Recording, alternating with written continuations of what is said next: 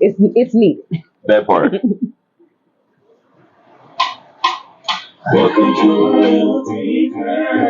Y'all ready? Okay. Oh yeah. Who listening? I'm trying to see why I don't have no tea. All Tea right. time. You sure that's it? I'm gonna sip my tea afterwards. It's a good wind down. Okay.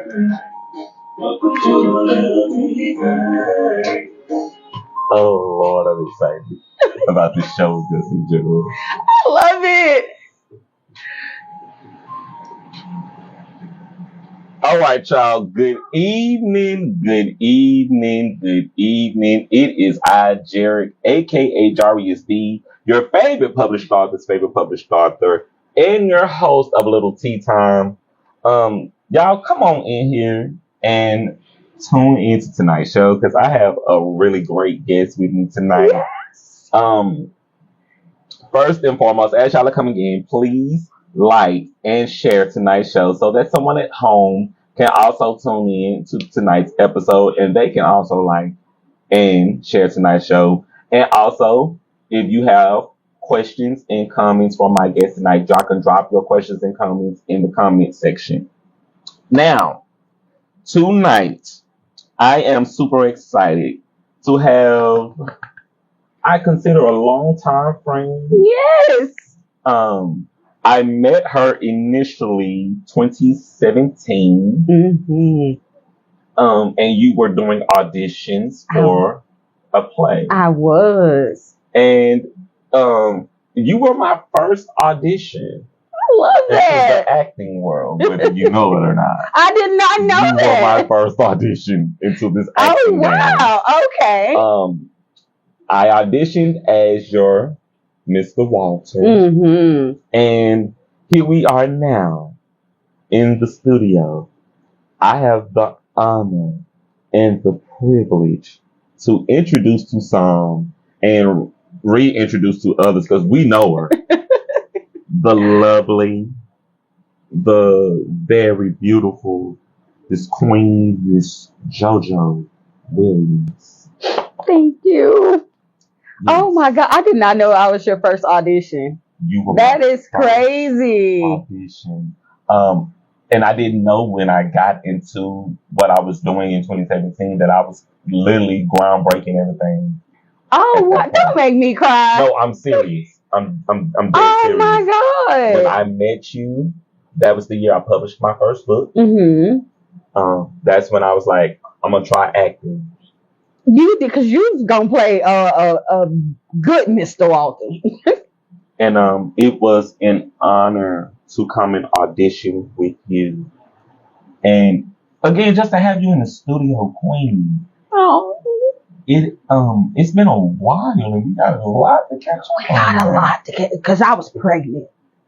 When you auditioned, I was pregnant and he's 9 now. Oh wow. So that tells you how long it's been. Yeah, because I'm going into my 10th year as a published author. Yep. So you're right on point. Yep. He's right on track. So first and foremost, happy Pride Month. Happy Pride. Love it. To everybody out there coming in tonight, y'all, happy Pride Month to y'all. Happy Pride, y'all. Queen, could you tell the viewers at home a little bit about yourself? Oh God, where do I start? Jesus. So I guess I'll start where me and you met. So during that time in 2017, I was getting my bachelor's in English. Yes. And that's why I was putting on the play as one of my projects. I won't say unfortunate, love my baby to death, but I got pregnant and had to go on bed rest and didn't get to finish my project. After that, I went into getting my bachelor's in psychology, then licensed marriage and family therapy, clinical mental health counseling, my PhD in philosophy, and I'm currently in my psychopharmacology so that I can become a psychology prescriber.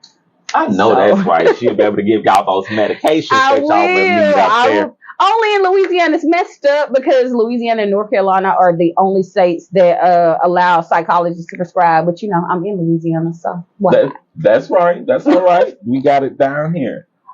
Queen, congratulations on all of your success thus far. Thank you. It's just an honor and a privilege to know that when I met you, you were in the middle of building a great legacy for yourself. Yes. Oh God, yes. And you are doing phenomenal. I always see your posts, and I always see all of the positive things that you're doing. And even today, while we were coming in, and you were telling me that you are a grandparent. Grandparent. He's so handsome, y'all. I love him. That's my GG baby. I talked all that mess, but I'm like, I ain't babysitting. I ain't doing nothing. Nah, that's my GG baby. I love him already so much. So is this your first? First and last for a while, hopefully. We gonna fingers crossed. Because, oh Lord, the way my child acted in that hospital, get out. I was like, this what you wanted. So that part.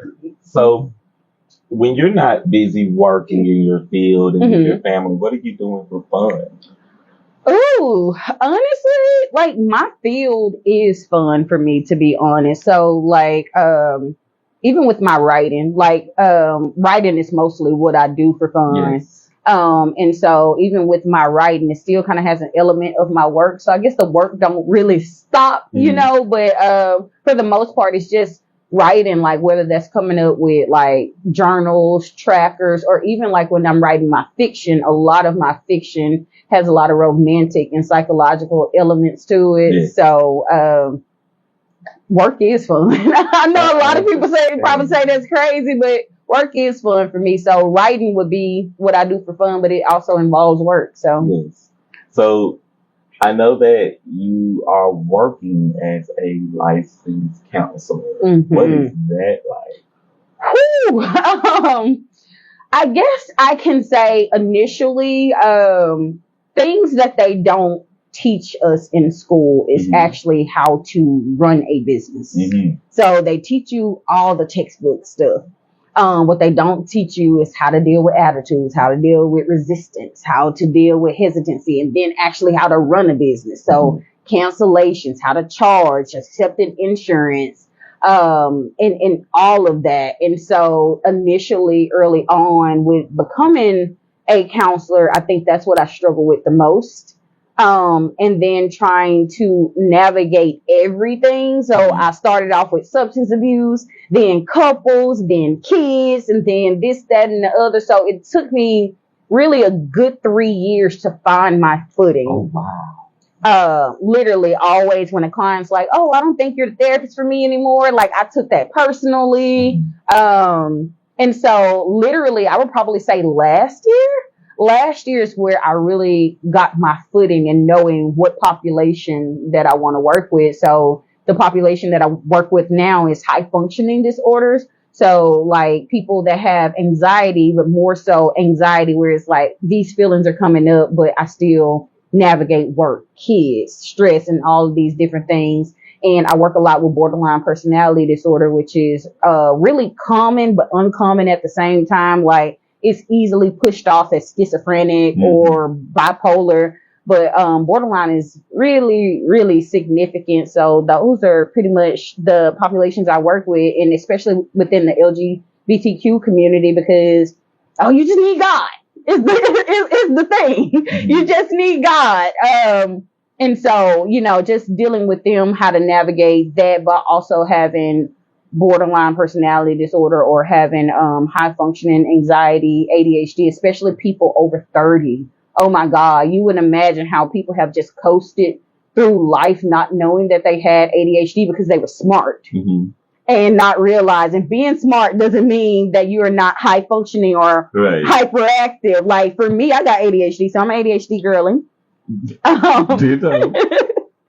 And for me, that looked like me always having to do something. Like I never could sit down. Even when I remember in elementary school and my doctor telling me, when you're the kid that always helped graded papers, always involved in every activity on the outside, they looked at like that's scholarly. But on the inside, that's, hyperactivity, and you grow up with that continuously without addressing it. You never sit down. So add kids on top of that, add being a spouse on top of that, and all these different hats and roles, it can get crazy. And so that's why that's the population I work with, because a lot of times they are just underserved. Mm-hmm. I love that. So can you tell us about Destined for Greatness Counseling? Yes. Okay. So, try not to get emotional. So Destined for Greatness Counseling came from my mama. I was adopted.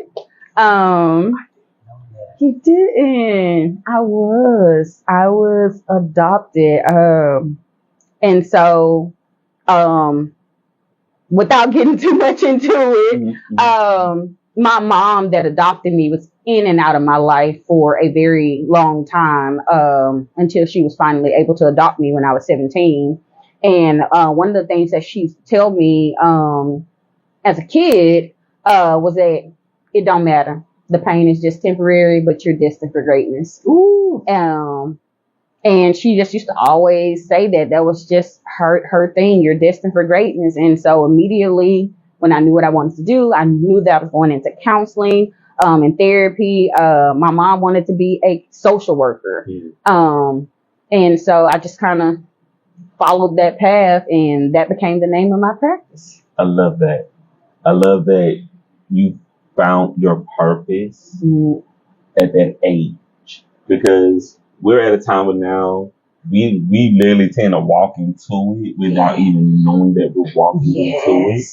And the fact that your life showed you what you were supposed to be doing, it led you into being this great role model for not only us, your friends, but for your family and for people who you are actually doing the work with. So, Queen, you do that. Thank you. You gotta keep popping your shit. So, what inspired you to develop your idea to get into this multifaceted world? I think it's just a combination of things. So trauma being a big leader of it. And then I would probably say secondary to that, just my children and being a mom. So, I had my oldest when I was 19, just getting out of the army. It's, you kind of have a plan, but then things happen, wrong crowd, all of the things, trying to find my footing. And then after the army, it's like I didn't have a plan anymore. And having my oldest son, trying to navigate how to be a parent, and then trying to make sure that I don't repeat mistakes from my birth parents. And all of that. And so it was just a combination of things. Like they feed off of each other. Like my writing feeds off of my practice, and then my practice feeds off of the writing. So sometimes I just say I'm a writer at heart. I'm a storyteller, and the way that I tell that story is through therapy and through my writing. I love that. So how did you decide when to establish your brand within the community of licensed practitioner? Well, so many people, whether they know it or not, like I think psychology back in the day was just a really easy degree to get. Yeah. It was a really easy degree to get. And so many people, like I said, when I met you, I was majoring in English, and I was doing my project, and it's kind of like, I'm like, dang, I'm pregnant. So I can't really finish this project. I don't really know. Cause I really didn't write fiction in a novel form. I wrote plays and poems. Yes. That's what I wanted to do. I wanted to be a filmmaker and a writer in that aspect, not necessarily, novels or anything. And so when I couldn't do that, it was like, well, what's the next step? And my advisor, I remember him sitting me down, and he's like, well, if you take a look at these psychology courses, you got like hundreds and 99s and this and that and the other. And then I talked to my mom, and she was telling me about her work of wanting to be a social worker. And so I was the first time mom trying to figure out, well, why my baby do this and why my baby do that? And so I went into that direction, but so many people were like discouraging me, saying, oh, well, you can't do that with a degree in psychology. It's just the easy degree to get or whatnot, until I met Dr. Chauvin. Dr. Chauvin, shout out to you, girl. Dr. Chauvin at Louisiana Tech. One day I just stumbled upon her speaking. And she was a licensed professional counselor, and that led me into the field of research, and then doing research and how to continue doing that research and continue to help people that I wanted to help. She told me about Louisiana Tech's licensed professional counselor program and what you can actually do with a license. You can expand psychology just from the bad name I feel like psychology had, because everybody looked at it, oh, it's an easy degree to get, I'm gonna get it and gone on. Like nobody talks about what you can do with that psychology degree, and the other steps that you can take with it besides just the introduction, psychology 101 type of stuff. So, in order to do that, you need to be licensed. I mean, we see the whole Dr. Cheyenne Bryan situation going on. So, in order to do certain things and to understand the mindset, not just giving advice, because that's like a small drop in the bucket. Like, I give good advice and I can do, okay, well, what about the person that has the gun to their head that's on the bridge? What about, like, I had an experience where a client was mentally psychotic and chased me with the axe. So what good advice do you give during those moments, you know? So being licensed actually expands that mindset of how the brain actually works, how dopamine works, how serotonin works, all of the hormones, the nervous system. Is not just giving advice, and you have to be licensed to do that. You have to have a license say, I understand how this process works. And this is us talking as a person that I have my associate's degree in psychology. So I know exactly where you come from, Queen, that it's more than just sitting down and getting to know a person. There are things that we don't even see are root causes that we have to deal with when we bring in people to talk to them and counsel them and getting to know how to manage. I'm going to go to a comment really quick. Okay, I see you, Lolo, I see you, kinfolk. Mojo, JoJo, best person to interview because she got a great mind for real. Hashtag tea time. Oh yeah, long time friend here, so I know who I got right here. But yeah, is crazy. That part.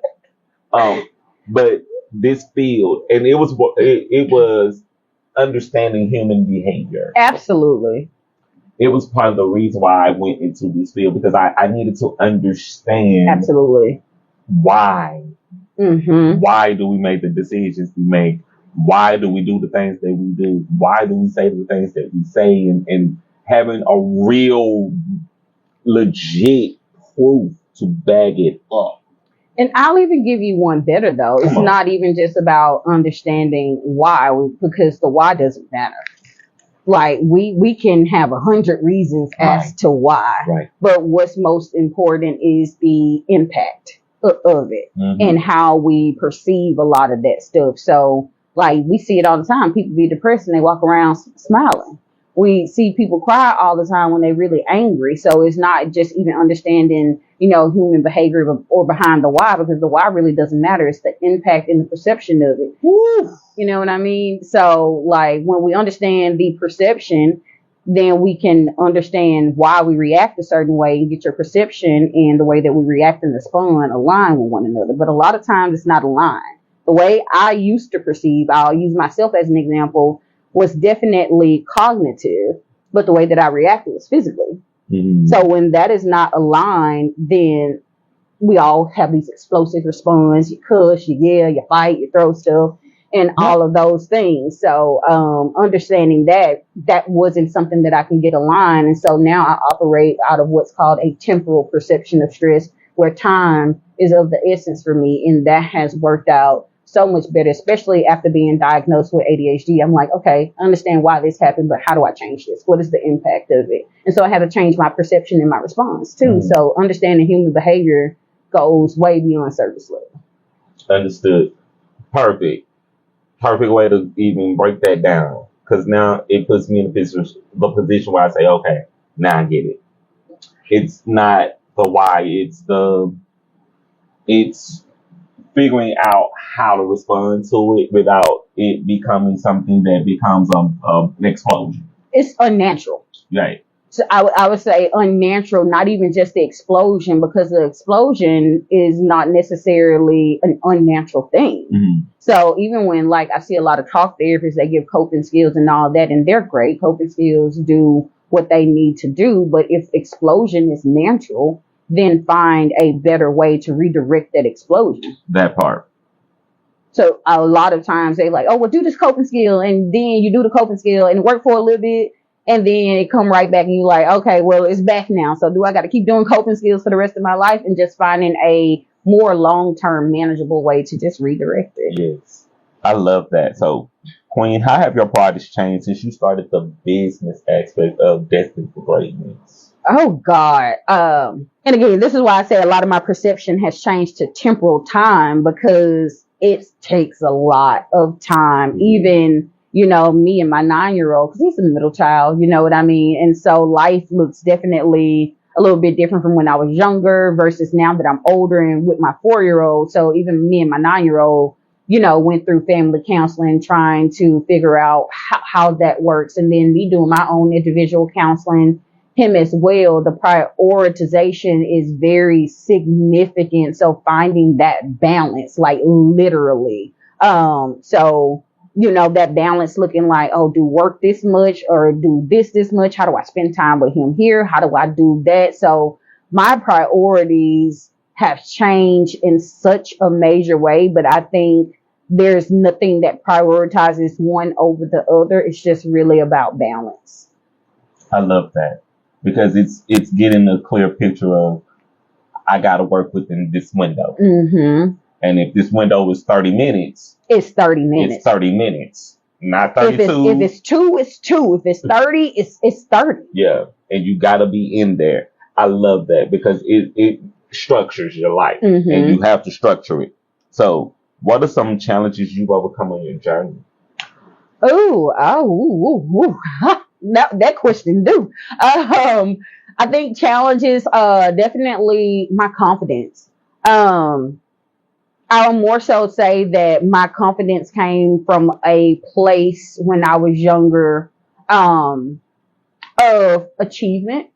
And so once I felt like I achieved everything, it's kind of like, well, what's the purpose? You know what I mean? Mm-hmm.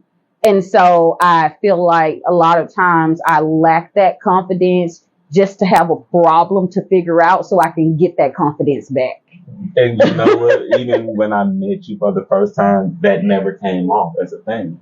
It was. It was. It was a thing of, I did this.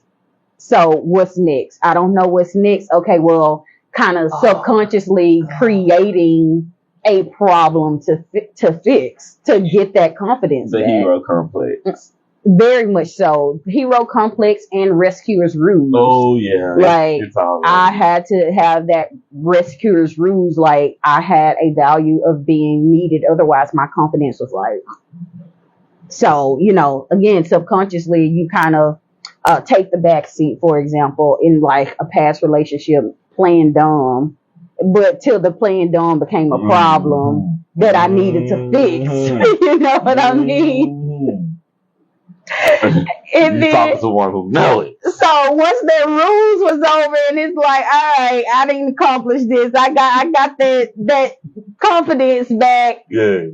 Where do we go from here? That like, I love what's the next step? I love that, because it's a thing, and we know this. Mm-hmm. We meet representatives. Yes. And after so long of meeting a person's representative, the representative eventually goes away.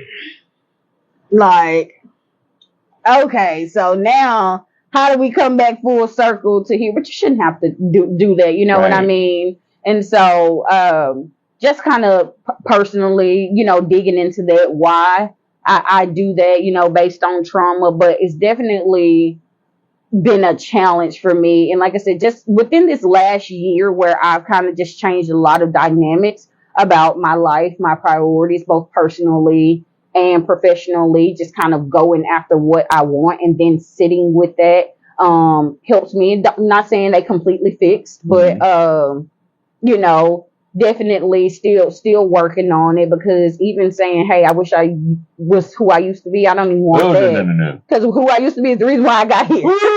There you go. There you go. That's definitely a challenge. And I would definitely say the other challenge is just taking everything personal.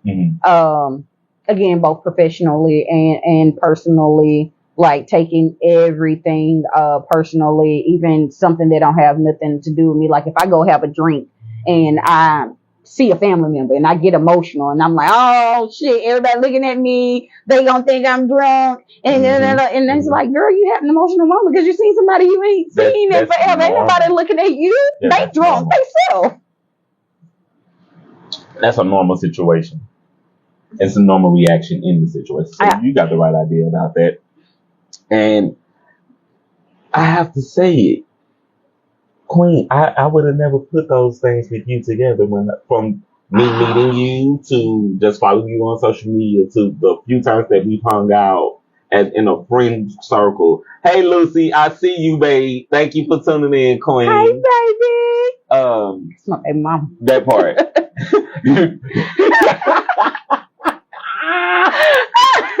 I will see you Thursday, girl. That part. It's so good to see you on the live with us, Queen.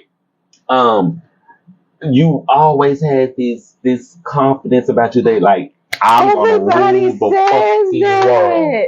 You always had that. That's why I like listen to your stories. Like, no, don't sound like you. You always had this I'm gonna rule the world type of energy. I literally struggle with confidence, and people say that all the time because of how I speak and how I interact with people. And I'm like, y'all don't know I'm scared as hell right now.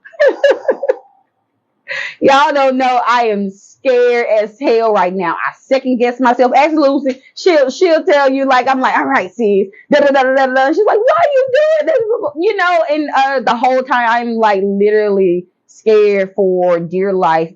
Like people speak so highly of me, and like one of my friends just last week, and they were introducing me to somebody, and they were just pretty much telling them my accomplishments, and I almost felt embarrassed. I'm like, why are you telling these people about me? Like, no, it's the fact that we know you, and we know what you've done, and we know how proud that we are of you. That when we get to share who we love with other people, we want them to love you the way that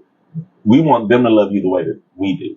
It's a very vulnerable thing. Like, and it is. It's very vulnerable because it's like, to know a person's accomplishments and achievements, it's like sometimes they, in my mind, I feel like they start like, okay, this person is amazing. Yes. What's the fault?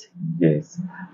The thing with me was, even when I wanted you to come on Tea Time, I wanted you to do a little tea time because, one, as a person who psychology is a profession that I'm working toward and pursuing, you're in that field. And you're successful in this field right now. Yeah. And I wanted to introduce you to my viewers so they can see that there is someone who's doing this professionally. Licensed. Professionally. Licensed.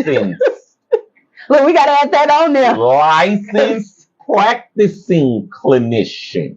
With an actual degree in dissertation you can look up. That's Dr. JoJo. Just putting that out there. You can look mine up. Okay. That you know what the fuck you're doing. Yeah. To be just right out there with it. You know what you're doing and you know how to do it. And you know why you're doing it. Absolutely. And it's seeing that what you're doing is creating an impact, not only just for you, but for the people that you serve within our community. Absolutely. So, Queen, first and foremost, I have to give you your kudos for that. Oh, thank you. Because I'm looking at a model of what I want to do and what I am working toward for my career. And to see that you're already successful in it, it's like, okay, this is someone who's doing what I'm inspired to do. She knows the road that I'm going to have to take going forward. Yes. And you're going to be probably one of the people I'm like, okay, so I'm working on my master's. Look, come on. I almost finished with my bachelor's. But when it's time for me to go to my master's, I'm going to be on the phone probably crying. Look, come on. Look, because I got some people you can take off my hand. Because I am booked through July and I need a break. I need to take a month off. So. Come on. I love it. So, next question. How do you define success? Oh, how do I define success? That is a loaded question.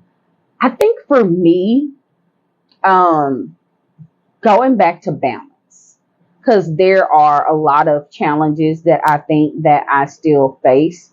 There's work that I feel like I have not completed or done yet, but there's also work that I have felt like has been significant.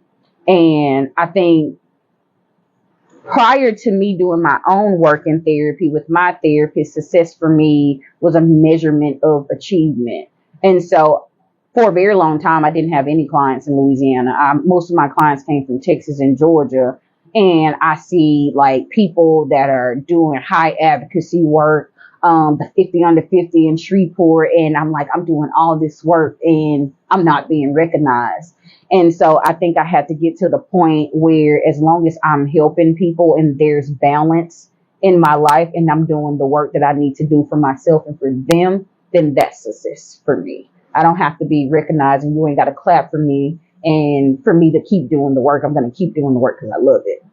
And so once I get to that point where the outside noise doesn't matter and I've done what I felt like I wanted to do and what God has called me to do. That's it. That's success for me. You know what? That's how I had to see the show. Once I started seeing other podcasters, when they started doing their shows, and then they started getting recognized for doing their shows. And I'm sitting there going, like, I've been doing the show 5 years. Right. And y'all. Like, I know you and I know what you just did. And here I am. But, but that's not what it's about. Right. And then that's when it settled in to know Jerrick focus. They saw you do it. You inspired them to do it. Right. And not only did you inspire them to do it, you're actually helping people along the way while you're doing it. Right. So the success for me is knowing that, hey, I've inspired you to go and do what you did. So yeah, you might got your award, but I know where my reward, where the foundation comes from. Like you people forget there are founders for a reason. Like, no matter how much fourscore yesterday it was, there was still founders. Yes. And so even though those founders aren't as easily recognized as the people who are popular, right? Once upon a time, there was a founder. That part. So you didn't just do it on your own. You saw something. So catch that tea on your way home. If you like it, you like it. If you don't, you don't. But it's all the real. Absolutely. Okay, I'm going to another comment from Miss Lucy. Lucy say, highly educated and recommended. Thank you. Yes. I love this so much, my brother and my baby. Girl, look, don't do that. You gonna have us on here in tears in a bit, though. I'm telling you. And I miss Lucy. Like, I haven't been in contact with Lucy in a minute. And to see that she's watching, sis. I'm going to go see her Thursday. So you going down? I'm going down. I got to get my baby. Got to take her to Bubble Planet. That part. Sis, I miss you. We got to talk, girl. You got some catching up to do for sure. So next question. What is the best advice you can give to someone thinking about starting a business or pursuing their dreams or working in licensed practitioner clinician? I guess the best advice would be know how you want to run your business. Know how you want to run your business, because you can be as educated as possible, but if you do not buckle down and know how you want to run your business, you are going to get burned out very quickly. That's one reason why I'm creating a course called Practical Implication, because when you learn implications and applications of actually how to run a counseling business and not just be a therapist or a counselor, that matters. Because like I said, I was here, there, everywhere doing couples, family, kids, and all of that. And I got really, really burnt out really, really fast. And the money was great, but money come at a price. That part. That's one reason why I'm trying to rebuild the relationship with my 9-year-old. My priorities were very messed up. I was drinking all the time. So, money came at a very big price for me. But once I sat down, I'm like, okay, who do I want to help? When I tell a story or when a person hears a story from me, what audience do I want listening? And for me, that is high functioning individuals navigating through relationships, stress, job, school, that have a hard time with sitting and finding power in the gray area. Most of just the world, especially the populations that I deal with, have an intensity in thinking in black and white and feeling like they have to have it figured out when you don't. You can find power in that gray area, and I don't know is an answer. Like in therapy, when people are like, I don't know, I'm like, okay, well, I can't give you an answer. That's fine. Because I don't know is not you committing. You're not overcommitting and you're not undercommitting. You're saying that I have work to do. So me knowing that that's the population that I wanted to talk to and navigating and building my brand and my practice around that and not the other way around. Because you'll be jumping on every hot train of this a trend, let me do that. This a trend, I can do it, let me do that. This a trend, I can do it, let me do that. Find your niche, how you want to run your business, and then build your practice around that, not the other way around. I love that because it's basically you're shaping your foundation in order for you to build on your foundation, one client at a time, one situation at a time. Absolutely. Understanding that you can go and you can work with this area of people successfully and knowing that, okay, this is my client, this is my clientele, this is my niche. These are the people who I can and should be doing the work with. I love that. Yes. Oh, I love that because that's powerful. I'd rather build slowly than start, stop, not knowing where I'm going to end up. Yes. That's that. When a couple cussed me out, that was a wrap for me. You right. I can't tell you about your relationship because I'm not in one. So let me just go on now. I'm divorced twice. So Queen, can you give us your favorite quote and why? My favorite quote is sometimes you gotta stand up for yourself to yourself. By me. Ow. Ow. Sometimes you gotta stand up for yourself to yourself because you can be your biggest cheerleader, but you can also be your own worst critic. And you know you more than anybody else in this world know you besides God. And so you have I don't care how much you think about it or how much you feel like you want to change, you know exactly what you're going to do. No ifs, ands, or buts about it. And if you know exactly what you are going to do and you know that you need to be making a different choice, you have to stand up to yourself. So sometimes you have to stand up for yourself to yourself. Okay. For people who are going to possibly see this interview and they hear exactly what you say, how do they do that? Well, if you say, for example, I struggle with disappointment. And because I struggle with disappointment, I am impulsively doing ABC, XYZ. You know that. You know how you struggle with disappointment. You know what you're going to do. So stand up to yourself, because you standing up to yourself and telling yourself to make a different choice is for the betterment of yourself. So sometimes you have to stand up for yourself to yourself because you already subconsciously know what you're going to do next, and you know if it's right or wrong. And if it's wrong, you have to look yourself in the mirror and say, hey, this is not right. This is wrong. And I know me better than me. And I know once I do this, this is going to happen. So for the betterment of us, let's try this. Let's do that. So stand up for yourself to yourself, because you already know what you're going to do. Ain't nobody got to tell you. Okay, I got it. It was me walking away from this relationship for the final time and being honest with myself, where I know I'll come back. But this time it was understanding, like, no, when you leave this time, don't come back. You know what will happen if you come back. Mm-hmm. Understand it. Stand firm on it. Do your blocking. Do them blocks and But cut that's them just off. a response, though. You got to take it further. So standing up for yourself to yourself is not just being honest; it's being transparent and self-aware. And people get that so confused. A lot of people say they want honesty when they really need transparency. And I'm not saying don't be honest with yourself or don't be honest with anybody else, but sometimes you need to be transparent.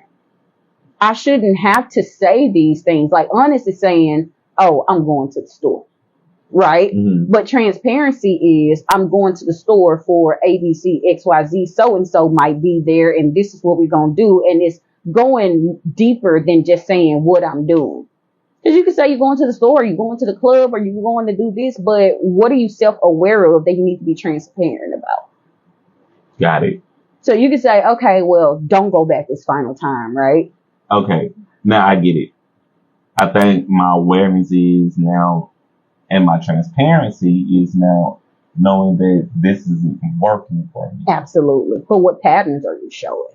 What was the pattern? What was the impact of being in this relationship and being self-aware and transparent with yourself to tell yourself that, not just, oh, this is not good for me. Okay, chicken ain't good for me. I still eat it. Like, you know what I mean?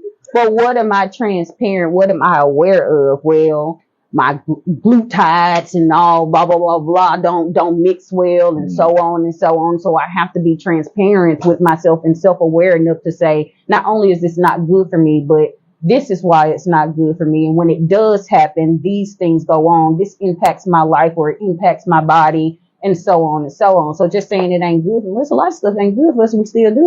You can walk into the store and be like, damn, oh, a piece of bubble gum. And you know you ain't supposed to steal it.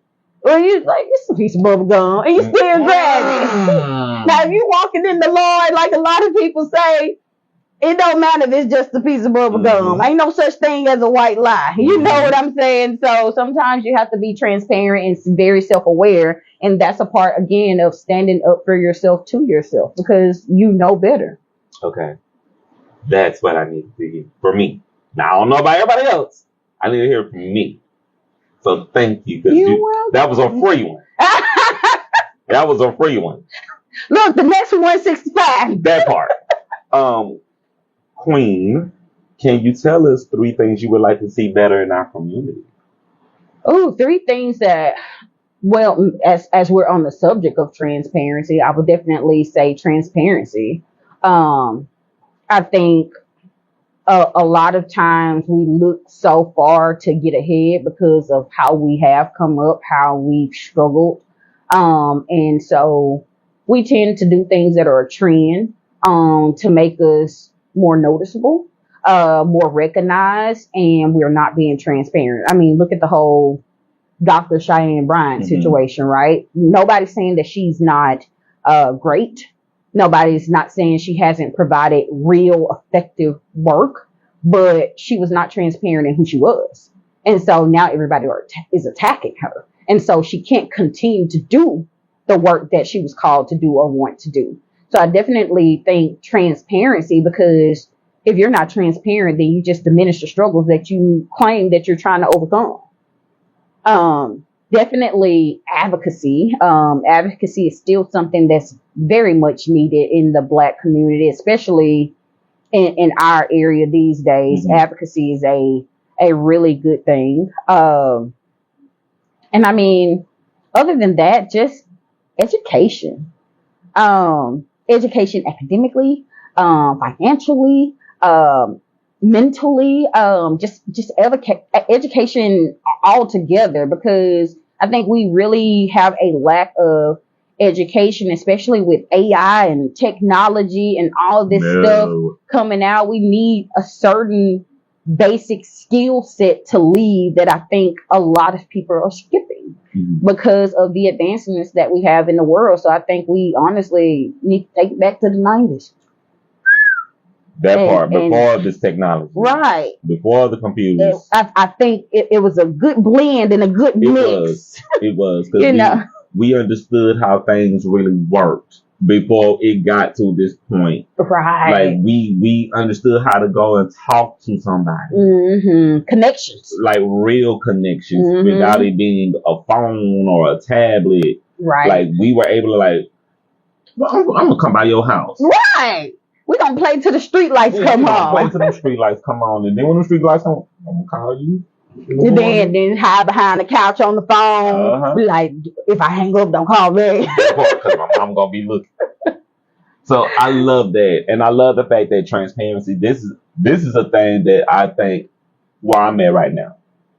Letting people know who I am, and being open and honest about who I am, and shedding that layer, that skin of this is the veil that I put myself behind so I can protect me. Right. But now getting to a point where I'm letting people in.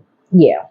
And letting people know, like, this is why I'm by myself. This is why I'm to myself. Yes. And being able to let them see and understand, like, okay, I get it. And we get to a point where we kind of, identify a certain identity or personality that we have. And if it's not likable, then we work so hard to change it. But then when we change it, we don't like it. You know what I mean? And so that transparency and self-awareness has been a big, even when I was talking about the confidence, like that has been a good thing. Like I was always told, oh, well, you need to go to therapy. You got anger issues. You got trauma. Don't be this aggressive and confident person. And then I tried to change that image. And then in me trying to change that image, I got very quiet. I shut myself out. I became very isolated. And the thing is, those things are actually your strength. Those are your bricks. Those are the things that make you the best parts of you. Exactly. And just a key piece of advice, people, and this is also for free. If someone says, I don't like you like that, you should be more like this, you shouldn't act like that, get away from them type of people, because them people don't even love themselves. And those type of people will tear you into something that you don't want to be. Yes. Baby, be your best, authentic, and transparent. I'm going to transparent and transparent self, because that's the thing that's going to get you to where you're going. Absolutely. Okay? Like, for example, he would say, why are you so dramatic? Well, what's dramatic, sir? Define dramatic. And then having time to sit back and think, like, me being exactly who I am, the dramatic is what got me into these movie roles. Right. Exactly. Being exactly who I am got me to every space got me here. I am. And that's the thing that I love about me. I love that I actually am dramatic, because it's like that's just my natural Right, like define dramatic. That's why when people be like, well, I don't want to be over emotional. Well, what the hell is over emotional? Just because my emotions are presented more intensely when I express them than you doesn't make me over emotional. And not saying there ain't no such thing, but it's like, okay, if you get a paper cut and you scream bloody murder, like, okay, over emotional. But just because I express anger by shutting down versus you expressing anger by letting it go, or if I express sadness by crying and you express sadness by going to get drunk, like that doesn't make me over emotional, because I'm emotionally intelligent and want to talk about my problems and express my problems. I was waiting on you to say the word. Like that doesn't, I'm emotionally intelligent. I want to talk. I want to process. Just because you don't doesn't make me over emotional. So like, please define what you mean by dramatic and over emotional. Okay. And I love that. Emotionally intelligent people, they tend to know how to walk a balance in this life. Yes. And you know how to, when a situation is happening in real time, you begin to regulate your nervous system right then and there. Right. I'm not waiting. Oh, no. I'm not waiting to regulate my nervous system. And so many of the friends that I have now, I'm like, girl, if I would have known how to regulate my nervous system, and if I had done the work that I needed to do initially, we would not be cool. Like some of my friends I would not talk to because I did build those connections and relationships. I had to establish boundaries. Mm-hmm. But had I been this version of myself 7 years ago, 5 years ago, even 3 years ago, there are so many people I would not have relationships with because y'all want me to wait to regulate my nervous system when you come to me every day trying to regulate yours. Mm-hmm. And bullshit and the shit bull. Hmm. Not never again. What the little baby say? Bullshit. Bullshit. You hear you? Don't get mad at me because I want to regulate my nervous system now. Now all of a sudden I'm over emotional. But as soon as you having a problem, you want me to drop everything and make it okay for you to regulate yours. There you go. Great answer to that question. We have a few more questions and then we're going to play Candy or Corn. Okay. What would be your wish for the next generation? My wish for the next generation is to learn. And I see a lot of like just agencies, governmental and local, like they're adding cursive writing back in school. We need to bring that back. They talking about, removing Chromebooks and going back to, old school Scantrons, paper and pencil. Bring it back. And just learning basic needs, as everybody know, is DoorDash. Like people don't even know how to cook no more. All they know is DoorDash and Uber Eats and Spark. And so I would encourage them to learn, because what if technology goes down? When it goes down, they won't even know how to live. Okay. Look, y'all better go get in that culinary arts program over there at the Cattle Career Technology Center. Man, you better go and get in you a home ec class and learn how to knit and that 9-year-old can cook a full meal. Come on. We ain't playing over here. Come on. He love frying fish. So girl, you got the 9-year-old frying fish. Been frying it since he was 5 years old, baby. We ain't playing no games. He gonna make it. He good. He frying fish. Even when I want a little time to myself, I want to listen to my music, drink my wine, and I'm in there cooking. Mama, can I help you? No, let me cook on my own. He wants to cook. You're doing a fabulous job. Just the fact that you said that. Mm-hmm. You're doing a fabulous job. That is going to be self-sufficient. Is self-sufficient. Is. He cooking fish today, so... I love that, girl, baby. You gotta come to this point. As soon as we done, we going to the Brookshires and get some fish. He cooking it today. All right. What kind of fish are you? Cat. All right. He can do a little cat. And my oldest, he make a mean salmon. Okay. He make a mean salmon. I can't wait till he get home. Maybe you want to just come by and make a side. Look, come on. I love it. All right. Final question, and then we're going to get into Candy or Corn. Okay. How can we get involved with what you're doing with Destined for Greatness? Well, so I have a few things going on.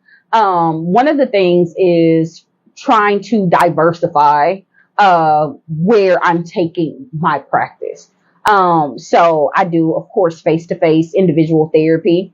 I also do immigration evaluations for especially down south, like Texas, Louisiana, Georgia, around the East Coast, mm-hmm. California, all those places where ICE is really prominent. Yes. So I'm doing immigration evaluations, and I also I am not a pill pusher unless it's absolutely necessary. Understood. So let me start with that disclaimer. But I am very into holistic routes. And so ketamine, not K2. Because people get ketamine and K2 and spice and all that mixed up. So ketamine is a new, more natural way of processing, especially for people who are either resistant to medication or who have just not had any relief or who are just plain old scared of medication. And ketamine psychotherapy is a more natural and holistic route over long-term medications being in your body, tearing your liver and your kidneys up. It's something that you only have to do for 8 sessions because it is a drug, mm-hmm. just like weed or mushrooms. That part. It is a drug. You do have to take a break after 8 sessions. but it is more natural. It's literally peel, dissolve under your tongue. Some people do get the infusion. And so that's my next project is I am looking for a space where I can provide, ketamine infusion. The peel is really easy. You can get it from your prescriber. But looking for the space to do the infusion because it's quicker. But also just trying to get a grant because the equipment and all of that for because of the medical necessity. It's really hard for me to get as a therapist and psychologist versus a nurse practitioner or a physician or a medical doctor or anything. So as far as, getting involved with that, donations, look, if y'all know of any grants or any spaces or just book a session, the more money I make, the more money I could put aside and put into growing and expanding, my practice. So whether you want to donate or whether you actually need a session, just click the link and we can get it popping. So how can people find you? So my website. So it is www.dfg-counseling.com. Yes. So I am so fucking proud of you. thank you. I told you don't make me cry. You can cry up in here. I'm so proud of you because I felt like I've only been like 2 or 3 drops in your bucket to watch your journey. And this is full circle for me because when I met you, I was coming in for you. And tonight you came in for me. And so I'm so humble and grateful that I've had the opportunity to just share you with my audience. Thank you so much. Thank you. Thank you. Yes. Seriously. Yes. Yes. All right, y'all. We're going to get into Candy. Right, because we ain't going to get emotional. We're not going to get emotional today. All right. We're going to get into candy or corn. Okay, let's do it. I'm going to ask you about these candies. If you would eat these candies, you can say candy. If you would not eat these candies, you can say corn. Because that's the nasty part. That part. Okay. And we want to invite the viewers at home. Y'all can play candy or corn with us by simply putting your responses in the comment section. All right. Okay. First candy up is Reese's. Corn. That part. 100 grand on your face. It was your face. Your face said it first and then your mouth said it. That part. 100 grand. Corn. Snickers. Corn. M&M's. Corn. Mike and Ike's. Candy. That part. Lemon Heads. Ain't no neutral. No, unfortunately. The middle white part. Candy. I'll take candy. Twix. Corn. Skittles. Candy. Taste the rainbow. Ow. Sour Patch Kids. Candy. And the final candy is candy corn. Corn. Love that. People who eat candy corn ain't human. That part. You need to come and see her if you're one of those candy corn. Yes, because I would change it in a minute. Lord. Because I tell them all the time up here on the Little Tea Time. If I wanted to eat candle wax. Right. I was just going to get some candle wax. Literally. It's like flavored candle wax. Yes. And it's not even a good flavor. No. Ugh. Okay. That part. Queen, that is candy or corn. Okay. Thank you for playing. Thank you for having me. Yes. So, I know that you are a busy queen, so I'm going to do this tea spill really quick. Okay. And then we're going to get out of here. So, y'all know I have to let y'all know about what's going on outside. Have you been out to go and see Michael yet? Yes. All right. That's my husband. All right. I'm sorry. I live in the land of delusion when it comes to Michael Joseph Jackson Sr. There you go. No explanations needed. None. So how did you feel about the film? I loved it. I think a lot of people really went for the wrong reasons. If they did not like it, they looked for the drama. Mm-hmm. And that's not what this movie was about. Mm-hmm. I love this story. I said it earlier. I was like, we seen this movie, Mm-hmm. but this movie had things that we hadn't seen. Right. And that was like some scenes for me where I was like, that's Michael Jackson. Mm-hmm. That's Michael Jackson. Don't mess with that man. That's Michael Jackson. Yes. Y'all, people came for the wrong reason. A lot of people went to going for the gossip. Right. And as a fan, like fans, we love him because we understood his artistry. Yes. We understood what his mission was. He understood the assignment. Mm-hmm. And his impact is still worlds. My kids know who Michael is. That 4-year-old know who Michael is. His impact is so great. Mm-hmm. Oh my God. I think Charlemagne, I don't really agree with Charlemagne, but Charlemagne said it the best. Like, this movie was not about the drama, and I want to see how he acquired Sony. Mm-hmm.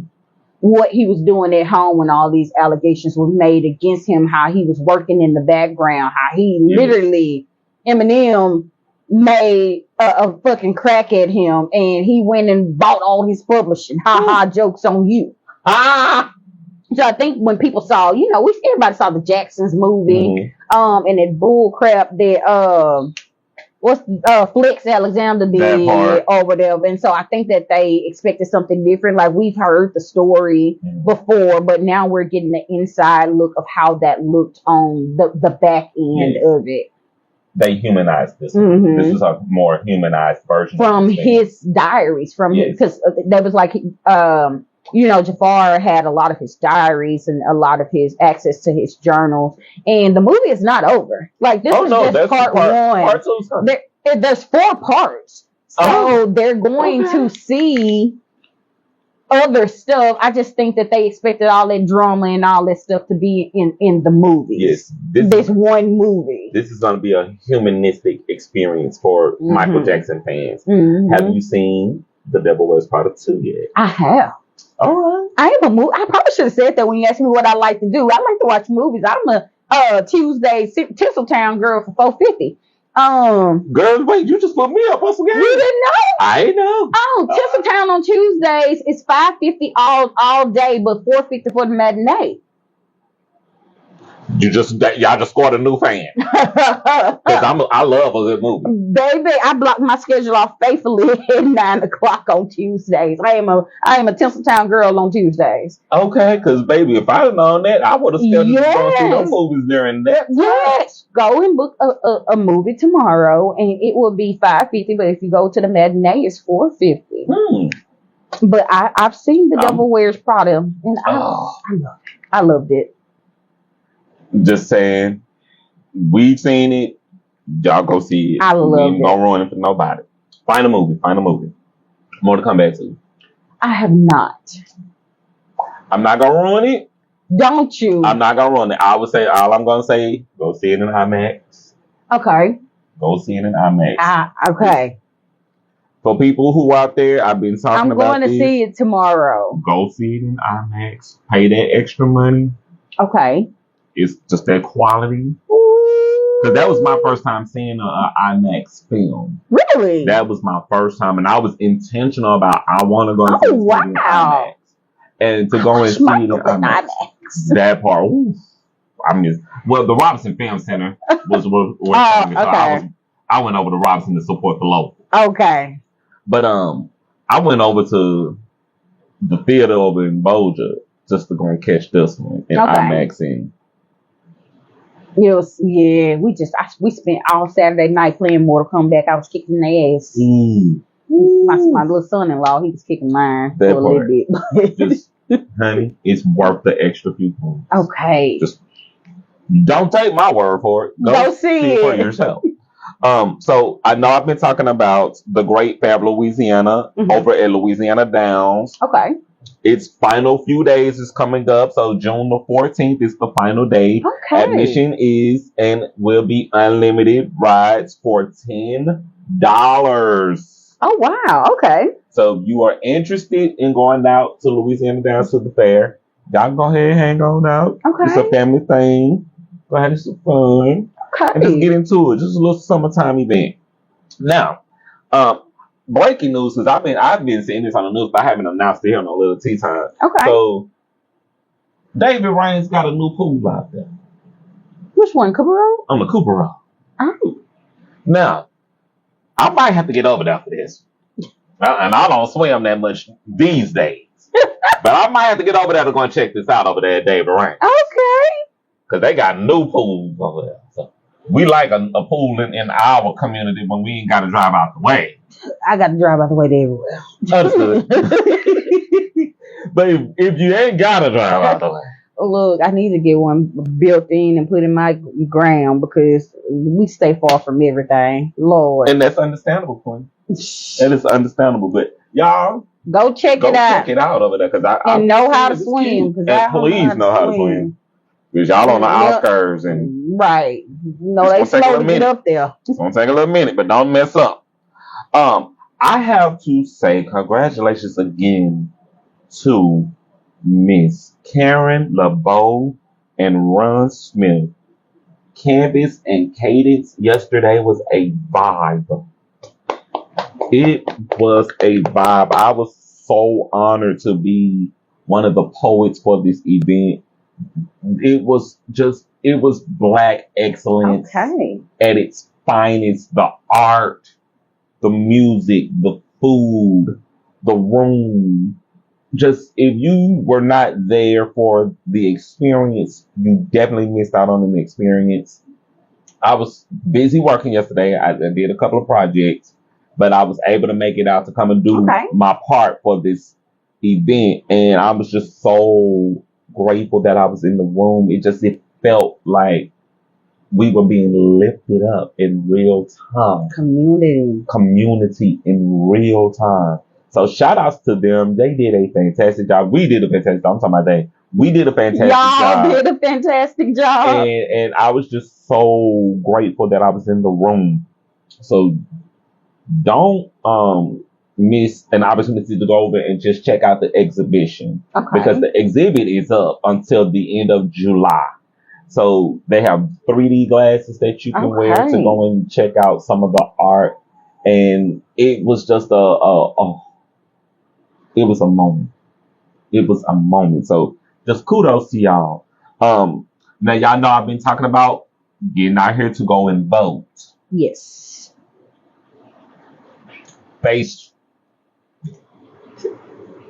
Go vote.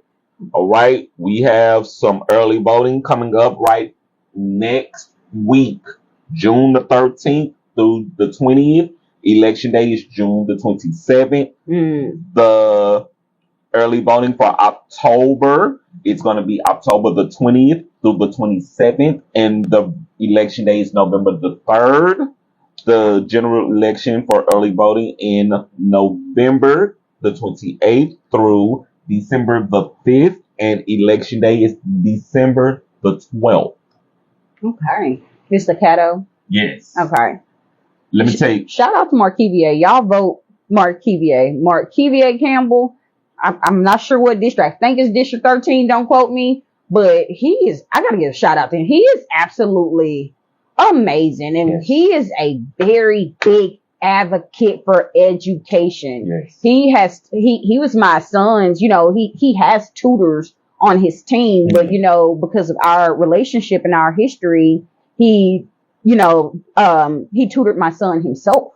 And just the way that he connects with like me, I'm yelling like, well, this, da, da, da, da, but he connected with my son, in such a way. And I think he connects with all kids that way. My son literally went from a 55F to a high B initially. His final grade was a C, but he did it. And the way that he advocates in education and academia for these people, y'all make sure y'all vote for Markevier Campbell. All right. And I'm going to elaborate. So Markevier Campbell is out here doing the work of the people in our community. Yes. And education is what he specialized in. Yes. So we need people out here on the front lines who are dedicated and committed to taking care of our community. Yes. I'm voting for him. I'm voting. He got my vote. I'm saying it right here tonight. Mm. I'm voting for him, and we want to encourage other people to vote for Marquis V.A. Campbell as well. So y'all get into it. Don't miss it. Right? Social Con 2026. Also June the 13th. Let's get out here and go and support these content creators. This is going to be a massive event for the city this weekend. Y'all don't want to miss it. Also, Artish is coming up this weekend. Okay. It's going to be one of the biggest events in the city right now for art in general. It's going to be music. It's going to be food. It's going to be a lot going on for Artish. So get your tickets right now for Riverview Hall. It's $25 for your ticket. You don't want to miss Artish. All right. Also this weekend, it's the Artsy Party and Whimsical Whatnots Market. I am going to be one of their vendors this year doing something new. So I'm going to be out there from 11 a.m. to 9 p.m. on I'm bringing you some water. Girl, look. Just go ahead and just freeze it. Let's just bring you a chest full of frozen water. Just freeze it and just let it unthaw. So thank you in advance. We're going to be out at the Andrews Business Center. That's right here on Caddo. Common. And I'm about to mess it up, but y'all know what Andrews is. It's right here, downtown Shreveport. We want to invite y'all to come out, celebrate with us. It's going to be a lot of different artists, a lot of different vendors. We want to encourage the community to come out, shop with us, have some fun with us, and be within the community. All right? Now, I've been talking so much about this play. Oh, I love the play. Cats, the Jellicle Ball. Oh my God, he got a freaking award. Oh my God. Tony Award. Yes. Let's get into this a Tony. Real quick. So, I have to send shout outs to Zaylin Livingston and Bill Rausch winning the Tony Award for Best Director of a Show. Yes. This is Shreveport. Took it to the main stage in New York City, Broadway. And came out on top. I love me a good Broadway play. And baby, he did that. I'm coming. He did that. I'm coming to see it. He did that. I'm coming to see it. I'm letting you know. I'm coming to see the show. Okay? I'm coming to see the show. Shout outs to Amari Wells and Arturo Lyons winning their Tony for Best Choreography. Shout outs to y'all. Shout outs to Queen Jean, the first openly trans person to win a Tony. Yes. And these are people of color. Yes, that's what makes it even more amazing. It's black people. Y'all can't tell me shit about them right now. You can't tell me nothing because these are black people doing the work of art. Absolutely. And art heals.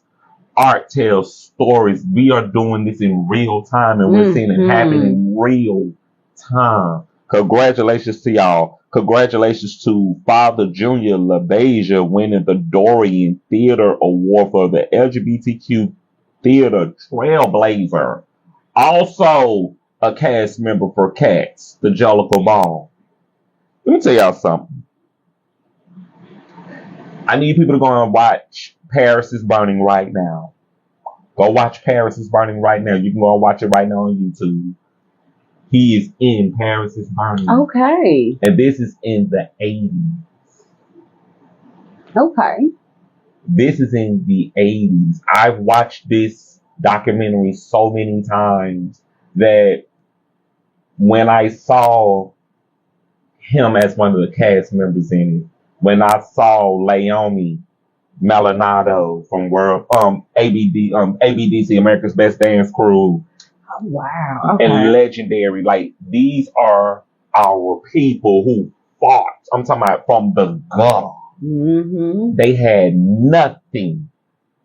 I'm talking about stealing for their meals, stealing clothes. I'm talking about just to go and make them balls in New York City. it inspired me as a queer person of color down here in Louisiana to say, okay, I see me. Right. I saw me. I saw my struggle. I saw people who look like me fighting to say, I am somebody. Mm-hmm. And now they out there on Broadway, eating like this on Broadway. Winning Tonys and trailblazing awards. Not Tony Satchers either. We talking not about the seasoning. We talking about Tony. The Tony Award plaque medal. Okay? I'm going to New York to see the show. Yes. I look at that and what they told y'all about the LGBTQ community, baby. We are it and we will be it. And there will not be another as great as us doing it. You better clock it. And if you don't receive that, you have to catch it on your way home. Y'all, I'm so excited to come and see the show. I'm so excited to go and see that show. There are people leaving from street. One time I had a guest who was booked for tea time. She canceled to go and see the show. Yes. Baby, when I tell JL, when you come out for tea time, girl, we gonna talk about you going to see the show. Right. It surprised me because she was like, I'm flying out of town, but she didn't say where. All I saw was on her social media. And when I saw it on her social media, I gagged. I was like, wait! You didn't say you're going to see that show. Look at me already looking at my flight. Because I'm about to go see what flight ticket I sure got from Air Miles to Southwest. And they have shows extended to January 2027. Oh, wow. So it's a bigger deal that this show was supposed to wrap up in September. And it's going all the way into the next year. This is one of those shows that for me, I got to go and see this show. I got to go and see this show for my life. Right. Like, I feel like there's going to be a healing for me taking place when I go and see this show. It's going to be very emotional. It's going to be very vulnerable and representative. And I'm going to tell y'all now, I'm going to cry. Because Leomi Melanado, baby, she got a part in there where she's singing. Y'all better go get your ticket. Because y'all know I'm sharing it on my social media like clockwork. Like every time I see something, I'm posting. Right. That's how dedicated I am to this show. So congratulations to y'all and what y'all did at the Tonys yesterday. I got to say, Pink, who opened the show. Oh, my God. 8 down. And see, people be forgetting about Pink. Baby, Pink ain't one to miss. They be forgetting about Pink. She ain't one to miss. These what they is, Gen Zs and Alphas. They don't know nothing about Pink. They don't know nothing about Pink from them 90s, the 99s, in the year 2000. Pink and Eve. To see what she did, to have Megan Thee Stallion come through and bless the stage. Yes. Queen Latifah sitting on the front row. Yes. It was an amazing opening to the show to see how Cats was represented into her opening of the show. I was like, oh, baby, Cats is gonna win all night. The way they opened the show, Cats was there. So I'm just so in awe of what has taken place for getting a better insight into our culture. Right. And to the roots of our culture. Right. And they're understanding who we are and how we are. And that, baby, we shaped this whole thing that y'all see that, okay? Madonna, we shaped that. Okay?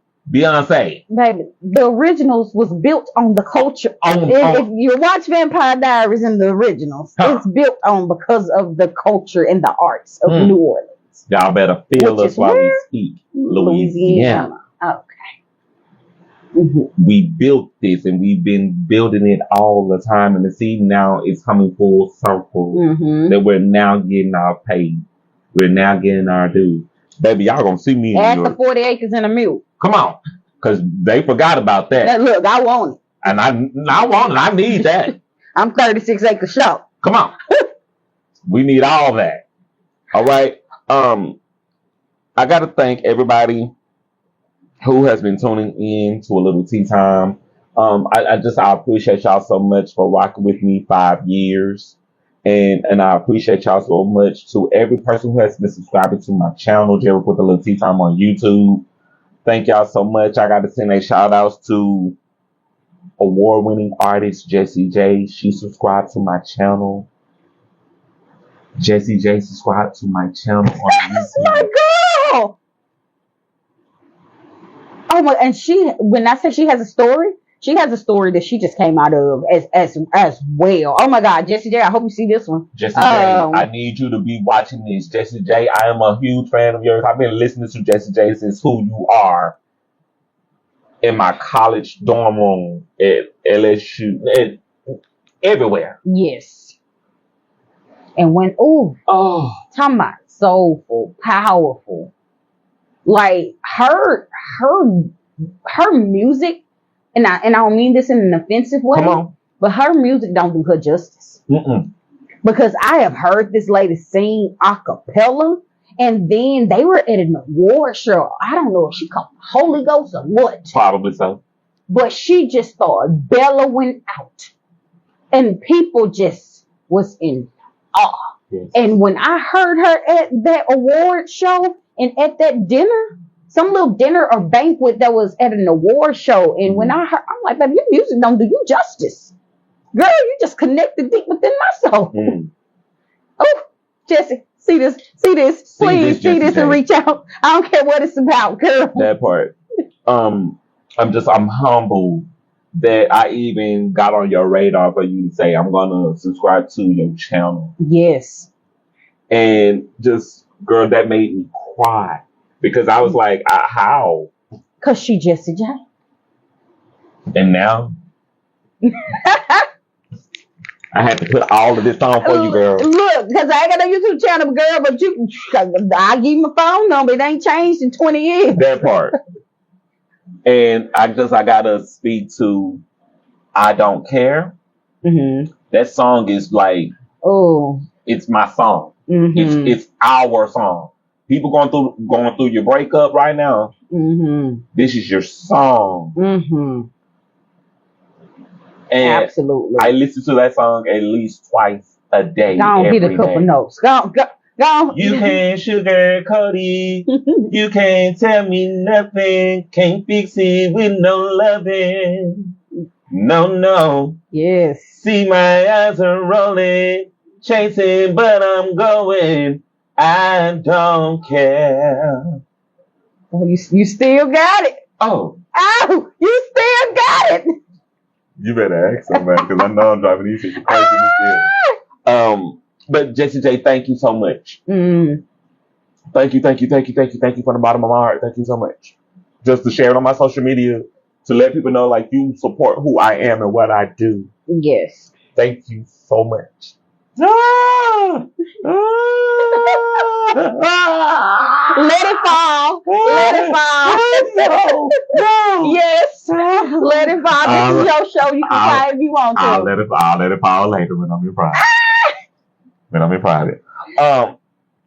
So I gotta send shout outs to the graduates. Mm-hmm. I'm still congratulating graduates because we know that right now, absolutely, if you are finishing up a high school program, a college program, in this economy and in the time that we are in, yes, baby, that wasn't no easy task. And I want to send a special shout out to my cousin, Shalia Carter, with her master's in social work. Okay. Shalia go far and beyond because with this crazy orange man that we have as a president, they are trying to unrecognize master social workers. So go and pursue your LCSW because a master's is great. It's a great accomplishment, a major achievement, but they are trying to deem it as unprofessional. So if you have the ability or the will to keep going, continue to do so. Even if you have to ask Jerrick for my number for any type of help, keep going, pursue your LCSW so you can do the work that you were called to do. Yes. So, Jamillion, Because in the case that she does need any information, contact me. I have a connect for her right here.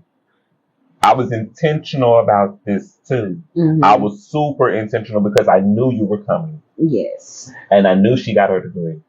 And I said to myself, if anybody's going to need that connection, absolutely, I want to be able to give her a connection. We people of color, we out here doing it, and we need to be able to network within our field. Especially in just Louisiana. I hate to keep saying it, and this is why, when you ask me that question, I'm like, education and advocacy, because Louisiana, I was licensed 3 years living in Louisiana before I ever got my first Louisiana client. Ooh, that's deep. I'm born and raised here. Mm-hmm. And it's because, the system, it pills, medication, and a lot of the counseling agencies that are around here, they hire unlicensed professionals to come to your house, to give you a few coping skills, to help you. And ain't nothing wrong with government assistance, not saying that, but they come in, give you a few coping skills, show you how you can sign up for government assistance, and then that's counseling. Yeah.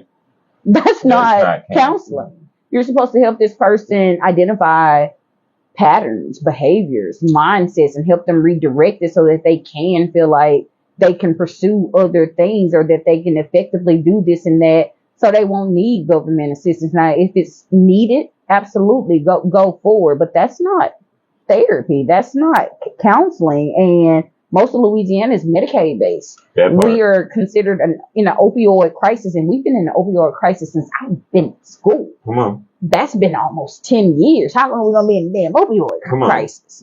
Maybe 20. So, the advocacy, especially for mental health in general, is very stunted and limited. And so, like I said, for a long time, my first actual client wasn't until 2024, late 2024, and in Louisiana, period. That is absolutely wild. So definitely, hit me up, girl. I can show you how to get there, and because the people that need help and they want to come, they are going to come, but we have to advocate for it more so that the government can do more. Yes. I'm gonna just send this interview to her, and I'll let her make the intros, but I'm just making it known here. This is where she's going, and this is what she's doing. You're a perfect role model for her right now. Absolutely. And I want to send her your way, because I know she's going to get the best care. So thank you in advance. Finally, Tuesday, June the 16th, I will be a special guest on Lala's World Radio Talk Show. I haven't even posted this up on my social media yet. I'm literally announcing this tonight. Kudos to you! I'm going to be telling my story over on her show, and I want to invite my royalty readers, my royal subscribers, my tea timers. I want to invite y'all to call into her show. Yes. It's 727-731-5377 at 7 p.m. And it will be streaming on www.blazing318thebuzz.com. Yes. I am so excited to go and share my story, because this is the year that I've been doing a lot of my transparency. You better say that. Yeah, this is my year. Buzzword, word of the day, word of the month, year. Transparency. And I love that I've been doing my transparency work, because people are really getting a real true understanding of me, and the more that people are hearing my story, they begin to understand why and who I am, and the way I move, and why I be the way I be sometimes. So I'm definitely looking forward to talking to Lala and sharing my story with her and her audience. And I just want to invite y'all to tune in. I may possibly go live and share some of my interview with y'all, but definitely don't miss it. All right. I want to get into birthdays, because y'all know we celebrate birthdays over here on a little tea time. Do you know anyone celebrating birthdays you want to shout? Yeah. It's tomorrow, but shout out to her anyway. My god baby, Kayliana. And my good friend, high school classmate, his birthday is today. Dominique Dyer. He go by Domo. So shout out to you. He mad at me right now, but he be alright. That part. I got you a shout out. That was a happy birthday too. So that should get you back on the good side. Look, he massage first. You know, I got a little deep tissue. Yeah, you gotta keep your contacts. Keep your contacts. I got a little deep tissue that need a little worked out right there. Yeah. I ain't gonna make him work on his birthday. No, that part. We'll catch you on Friday. Yeah. Catch you on Friday. So y'all might have to shout out my Facebook followers celebrating birthdays. Happy birthday to Denise. Happy birthday to Aaron. Happy birthday, Denise. To Niecy, to Drea, and to my aunt, Queen Gail. I call her Queen Gail. Hey, Auntie Gail. Happy birthday. Happy birthday to you. To my celebrities. Y'all know I shout out celebrities for their birthday. So happy birthday to Kanye West. Oh, Lord. Happy birthday. Happy birthday. Happy birthday, Kanye. Happy birthday to wrestler Gianna Dato. Happy birthday to TV actress Francesca Capaldi. Happy birthday to pop singer royalty Bonnie Taylor. Happy birthday to actress Tori DeVito. Happy birthday to country singer royalty Nancy. Nancy who? Sinatra. Daughter of the Frank Sinatra. Happy birthday to her. Okay. Happy birthday to movie, come on, acting royalty, comedian royalty, come on, film royalty, creator of In Living Color, come on, the legendary, come on, and iconic, come on, Keenan Ivory Wayans. Happy birthday, King. Happy fucking birthday to you. Now, from this young millennial who grew up watching that show, seeing in real time what we can do. The people that he put on. Jim Carrey. Jamie Foxx. Oh, Tommy Davidson. Come on. Tommy Davidson. His own fam, by the way. Because Marlon, that's my baby. He put them on. J-Lo, put her on. What he did for culture. Yes. Thank you for what you did for culture. Absolutely. To inspire us to continue to be our best selves, because we saw you being your best self. Low down, dirty Shane. With Jada Pinkett. I don't care what nobody say about Jada and her entanglements. I love me some Jada. Love me some Jada Pinkett. I better, man, look. You just let her entangle on. Okay. Because you did your 1-2, baby. Thing. You did your 1-2, Mr. Ivory Wayans. Keenan, thank you for all that you've done to inspire us, to inspire your family. Yes. But to inspire us, other people like us who wanted to see what it looks like to see Black excellence at work. Black wealth. Oh, generational wealth. At that. Because you know it's generational now. Yes. So, Mr. Wayans, happy birthday to you. I got to thank every last one of my royalty readers. Y'all know this year is my 10th year of me as a published author. And I am planning an event for the 10th year anniversary. Okay, you better make sure I'm a part of that. I will let you know. That I want to invite my royalty readers to come out and support. It is amazing that I'm in my 10th year as a working artist. And I cannot thank y'all enough for every person who has that Coming Full Circle series. If you have Quarantine Quest, Grown for Trauma, Survivor's Remorse, Confessions of a Conceited Drama King, thank y'all so much. Yes. Thank y'all so much. Y'all have helped me build my brand and continuing to build my brand. So I appreciate y'all so much.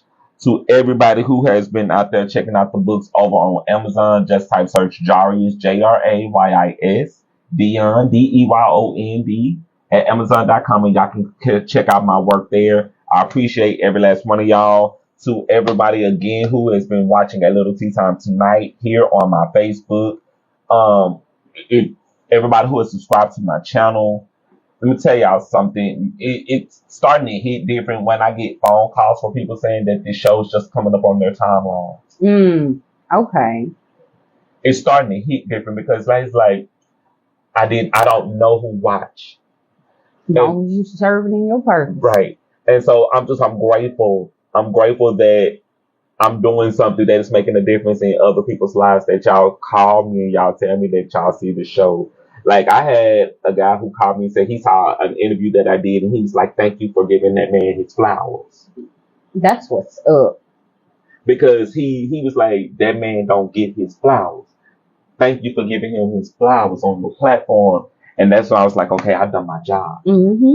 I've done my job. So thank you to every person. I mean, every single person, to every guest, to every person who has been making this show possible. I appreciate every last one of y'all.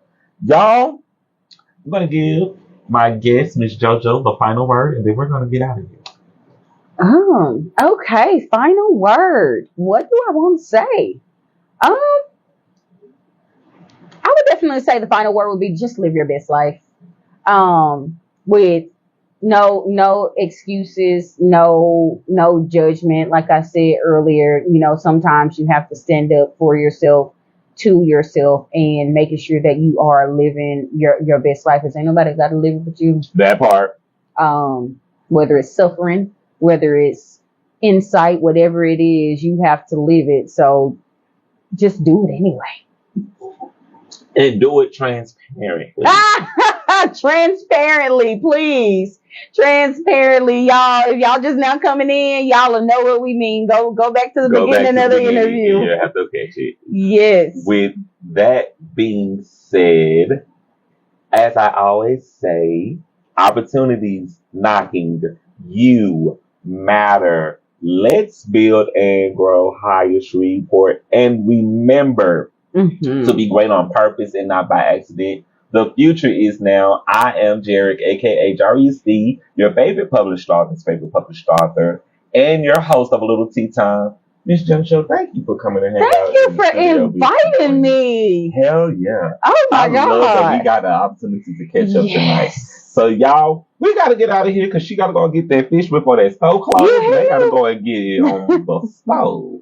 I love you guys for tuning in tonight. Shout outs again to everybody who tuned in. Lucy, we got some catching up we got to do, sis. Thank you for tuning in. Thank you to Shakita. Thank you to everybody who came here tonight. I love you guys. Peace. Welcome to A Little Tea Time. Y'all ready? Oh yeah. Who listening? I love it. All right. Yes. Next time I need my tea. I'm gonna need my tea next time. I got your cup. Y'all stay well. Peace.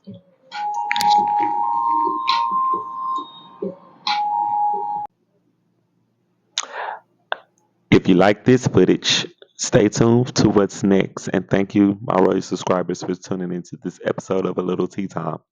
Love you guys. Peace. Be well.